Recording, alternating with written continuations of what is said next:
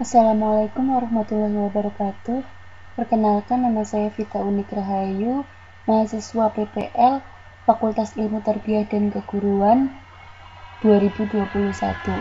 Nah, di sini saya akan menjelaskan tentang pengelolaan perpustakaan sekolah atau madrasah.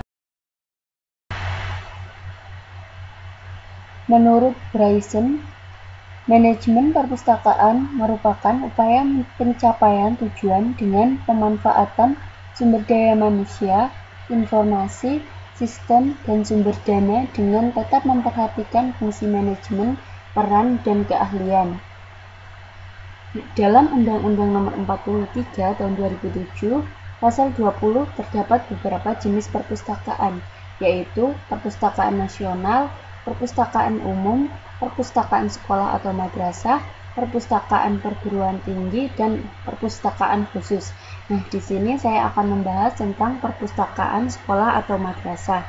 Perpustakaan sekolah atau madrasah merupakan salah satu sarana pendidikan untuk menunjang kegiatan belajar siswa, memegang peranan yang sangat penting dalam mengacu terjadinya tujuan pendidikan sekolah.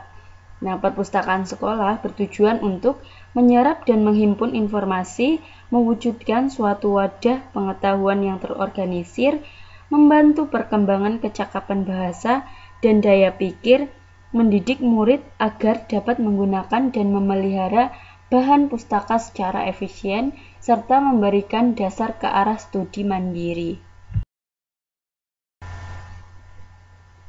Nah, selanjutnya, pengelolaan perpustakaan sekolah atau madrasah tidak terlepas dari fungsi-fungsi dalam manajemen. Nah, fungsi-fungsi dalam manajemen itu yang pertama ada perencanaan, pengorganisasian, pelaksanaan, serta pengawasan.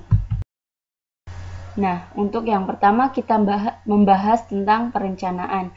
Nah, pengertian perencanaan perpustakaan sendiri yaitu merupakan proses yang berkaitan dengan pemilihan, penetapan metode yang mau digunakan sebagai bentuk usaha untuk mencapai tujuan yang akan dicapai oleh perpustakaan. Nah, aspek yang ada dalam perencanaan yaitu meliputi yang pertama, apa yang akan dilakukan. Nah, yang kedua, siapa yang harus melakukan. Yang ketiga, di mana akan dilakukan. Dan yang keempat, apa saja yang diperlukan agar tercapainya tujuan. Nah, yang dalam perencanaan terdapat beberapa tahapan. Nah, yang pertama yaitu penetapan visi, misi, dan tujuan. Keberadaan visi dalam sebuah perpustakaan berfungsi untuk memperjelas arah perkembangan perpustakaan dan memotivasi seluruh komponen untuk mengambil tindakan ke arah yang benar. Adapun misi merupakan penjabaran visi dengan rumusan kegiatan yang akan dilakukan yang hasilnya dapat diukur, dilihat, dan dirasakan maupun dibuktikan. Nah, sedangkan tujuan adalah sasaran yang akan dicapai oleh suatu perpustakaan dalam jangka yang pendek dan hasilnya bisa dirasakan. Nah, yang kedua yaitu perumusan keadaan sekarang. Keadaan perpus sekarang perlu dipahami, baik itu kelebihan ataupun kekurangan, sehingga dapat menentukan bagaimana langkah yang tepat untuk kedepannya. Nah, yang ketiga yaitu identifikasi kemudahan dan hambatan. Hal ini tentu saja sangat menunjang bagaimana keberhasilan perpustakaan tersebut, karena kita bisa mencegah apa yang terjadi di masa depan. Selanjutnya adalah urgensi perencanaan perpustakaan. Nah, yang pertama yaitu perencanaan merupakan dasar pelaksanaan aktivitas. Nah, pimpinan perpustakaan tidak akan mampu melaksanakan fungsi manajemen dan kepemimpinan yang baik tanpa perencanaan yang sudah ditetapkan. Nah, perencanaan yang memadai akan memberikan petunjuk kepada pemimpin perpustakaan mengenai sistem organisasi, prosedur, dan kebijakan yang ditempuh, kualifikasi tenaga yang diperlukan, dan ke arah mana tenaga yang harus digerakkan untuk melakukan pekerjaan dan tugas-tugas kepustakaan. Nah, selanjutnya, perencanaan merupakan alat pengawasan. Pengawasan sebenarnya merupakan upaya yang sistematis untuk menerapkan standar prestasi sesungguhnya dengan standar yang ditetapkan. Nah, dengan adanya perencanaan akan diketahui adanya penyimpangan langkah yang kemudian dapat dilakukan pengukuran signifikasi penyimpangan itu.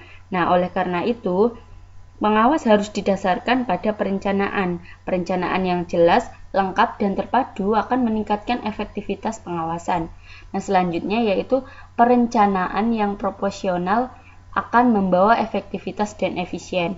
Nah, dengan adanya perencanaan, seorang pemimpin perpus akan berusaha untuk mencapai tujuan dengan biaya yang paling kecil dan menghasilkan produk yang lebih besar. Nah, oleh karena itu, dalam penyusunan rencana perlu diantisipasi adanya akibat-akibat yang tidak dikehendaki dan sebisa mungkin untuk dihindarkan atau setidaknya dikurangi. Nah, selanjutnya fungsi perencanaan perpustakaan. Yang pertama, membantu tercapainya tujuan. Nah, setiap perencanaan perpustakaan harus dapat membantu secara positif ke arah terjadinya tujuan perpustakaan jangka pendek, jangka panjang, jangka pendek, jangka menengah, dan jangka panjang. Nah, oleh karena itu, suatu perencanaan harus dilakukan secara kontinu. Di samping itu, suatu perencanaan jangka pendek harus diarahkan untuk menunjang masa depan. Nah, yang selanjutnya, yang kedua, tercapainya efektivitas dan efisiensi. Nah, efektivitas merupakan kemampuan untuk memilih tujuan dan alat yang tepat untuk mencapai tujuan. Selanjutnya, efisiensi adalah kemampuan menyelesaikan pekerjaan dengan benar. Nah, sehingga dapat diartikan bahwa hasil, produktivitas, dan kinerja yang diperoleh lebih banyak daripada pengeluaran biaya, tenaga, pikiran, dan mesin yang digunakan. Selanjutnya yaitu pengorganisasian. Nah, pengertian organisasi sendiri menurut Sutarno, pengorganisasian adalah suatu bentuk kerjasama antara sekelompok orang berdasarkan suatu perjanjian untuk bekerja sama guna mencapai suatu tujuan yang telah ditetapkan. Nah, pengorganisasian sangat diperlukan karena setiap jenis kegiatan memerlukan keterampilan yang berbeda, perlu pembagian tugas kepada setiap orang sesuai dengan keahliannya. Selanjutnya, tahapan pengorganisasian. Nah, yang pertama yaitu penentuan struktur. Nah, penentuan struktur merupakan hasil analisis pembagian kerja sekurang-kurangnya mencakup dua kegiatan utama. Nah, yang pertama yaitu pengelompokan dan pendistribusian tugas. Nah, ini dimaksudkan agar program kerja bisa dilaksanakan oleh semua staf atau para pelaku dengan mudah, praktis, dan efektif. Untuk itu, perlu dipertimbangkan dan diperhatikan sumber daya manusia yang akan mengerjakannya dengan kriteria, pengetahuan, keterampilan, dan keahlian, waktu yang tersedia, jumlah sumber daya manusia yang tersedia. Nah, selanjutnya pembentukan unit dan struktur. Nah, ini melalui beberapa tahapan. Yang pertama, menentukan tingkat kedudukan. Nah, yang kedua, menentukan unit atasannya yang berkaitan dengan garis wewenang dan tanggung jawab. Nah, yang ketiga, menyusun uraian tugas setiap unit kerja. Yang keempat, menyusun bahan atau struktur unit organisasi. Tahapan yang kedua yaitu pemilihan dan penunjukan staf. Pemilihan dan penunjukan staf yakni memilih orang yang tepat dengan prinsip the right man on the right place. Tahapan yang harus dilakukan dalam pemilihan dan penunjukan staf adalah sebagai berikut. Membuat analisis dan perhitungan staf yang diperlukan, baik jumlah maupun kompetensi yang diperlukan. Kedua, menganalisis dan membandingkan kondisi dan mutu pegawai yang sudah ada. Yang ketiga, melakukan langkah-langkah pengembangan tenaga baru yang diperlukan. Menyiapkan staf yang akan dipakai melalui pelatihan sesuai dengan kebutuhan. Selanjutnya, menyiapkan surat penugasan atau surat keputusan tentang penetapan para staf. Selanjutnya, yang nomor 3, fungsionalisasi. Fungsionalisasi ialah penentuan tugas dan fungsi setiap orang dan unit satuan kerja. Selanjutnya yaitu kepala unit kerja. Kepala unit kerja di suatu perpustakaan pada dasarnya menyangkut pengolahan aspek administrasi sumber daya keuangan, kepegawaian, gedung atau ruangan, serta perlengkapan dan peralatan.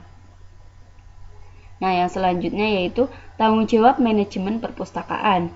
Tanggung jawab manajemen perpustakaan adalah yang pertama, merumuskan tujuan dan sasaran serta rencana kerja yang harus dicapai oleh perpustakaan secara keseluruhan, baik jangka panjang, menengah maupun jangka pendek, menyusun program dan kegiatan serta mengatur mekanisme pelaksanaan kerja untuk mencapai tujuan dan sasaran. Selanjutnya, menyediakan tenaga, anggaran, perlengkapan, serta sarana dan prasarana perpustakaan yang sesuai dengan kebutuhan dan pengembangannya. Dan selanjutnya, menyusun pertanggungjawaban secara tertulis dari seluruh pelaksanaan program, tenaga, dan sumber daya lainnya.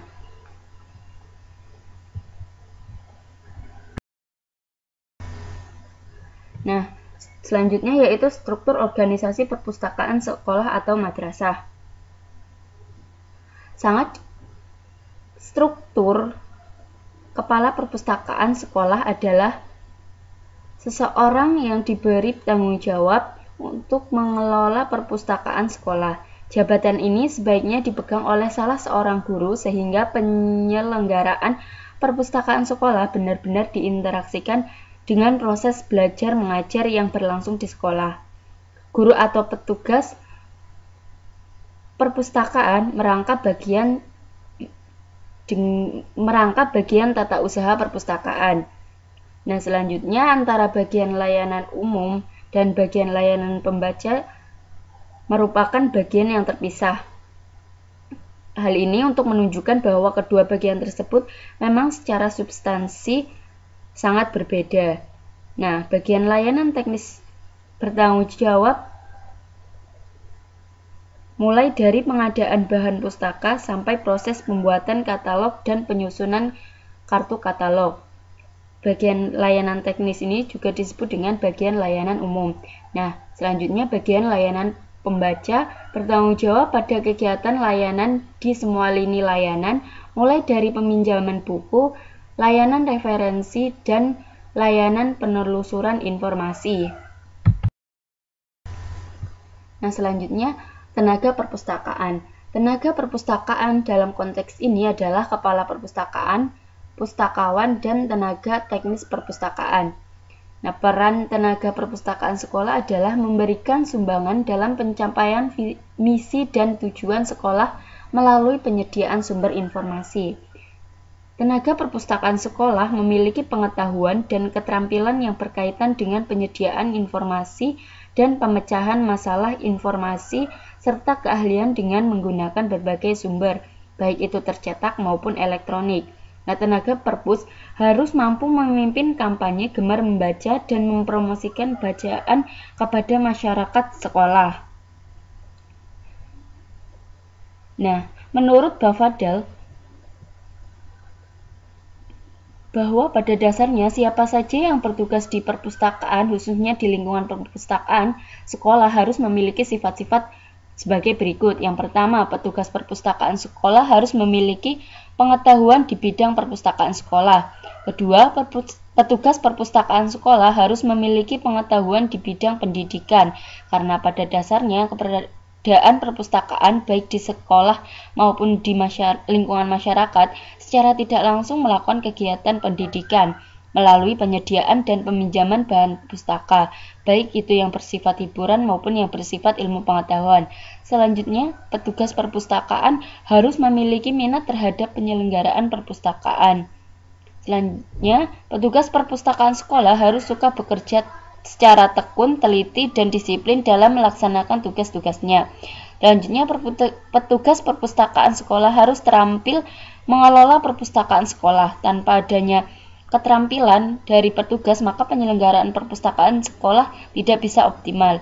Selanjutnya, petugas perpustakaan harus memiliki sikap suka membantu orang lain, karena pada dasarnya kegiatan di lingkungan perpustakaan adalah memberikan jasa layanan khususnya di bidang bahan pustaka. Selanjutnya, petugas perpustakaan harus ramah dan jujur. Ramah dalam melayani semua permintaan dan kebutuhan pengguna perpustakaan. Jujur dalam arti selalu menjaga kerahasiaan setiap pengguna. Sekian dan terima kasih pemaparan dari saya. Untuk pembahasan selanjutnya akan diupload pada minggu depan. Sampai bertemu minggu depan.